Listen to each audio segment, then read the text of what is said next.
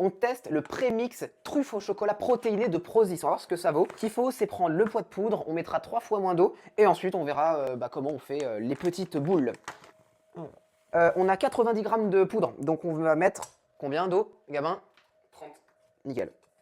Alors après, on peut ajuster, bien entendu, on peut en mettre un peu plus, un petit peu moins. C'est de l'eau froide, même si c'est dans une bouilloire.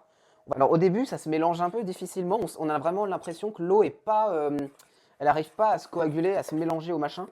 Mais, ah si, là ça commence, on va essayer de...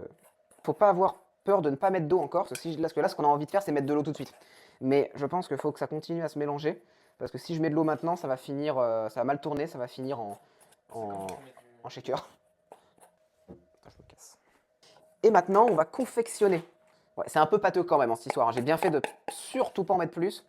On a vraiment notre... Voilà. On va prendre nos petits doigts. On s'est bien laver les mains quand même. Oh, c'est pâteux, ouais. Pour rouler comme ça, complètement. Et ensuite, on va aller un petit peu les badigeonner. Et là, ça colle plus. Et là, on a un résultat quand même pas mal. La texture, tu verras, est toute moelleuse, toute sympa. On va pas aller loin avec 4, mais bon.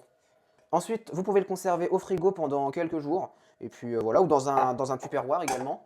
Je vous conseille pas de le congeler, clairement. J'ai le focus.